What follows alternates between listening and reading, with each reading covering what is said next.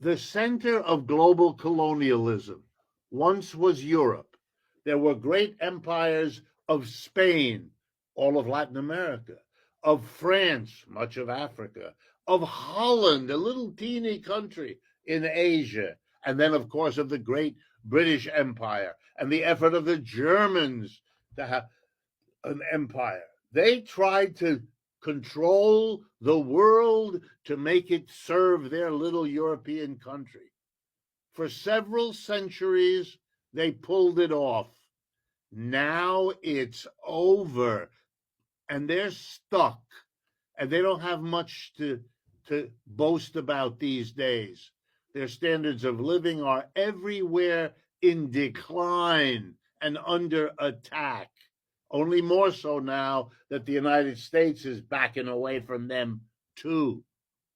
I think the lesson here is you cannot bull your way through anymore.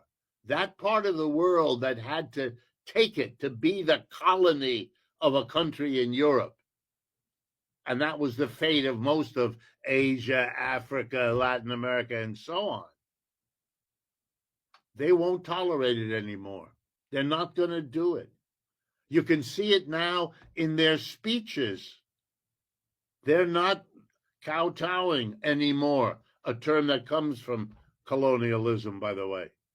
And I think we see now the tension here in the United States between those who can't give up. And it's not just the dominance you can't give up, but all the self-indulgence ideas that kind of dominance inculcates in people. The notion that if your skin is white, you're somehow super special. No, you're not. You're subject to the same historical processes everybody else is. And your time is over. And you better be very careful lest the people you subordinated look at you the way you looked at them. Because if they do, you're going to recognize that they are the majority and you are not. And they are the wealthy and you are not. And for Americans, this is very difficult to wrap your head around. No matter what your goodwill is, you're going to have your ideas shaken because that's how the world works.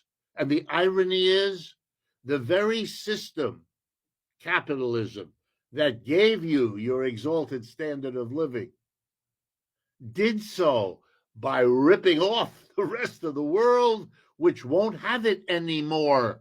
And what are you going to do? Impose it on them? You can't. So you're stuck. You better come to terms with that. It's the only lesson I think my economics teaches me. But I can assure you that hitting the world with tariffs solves nothing.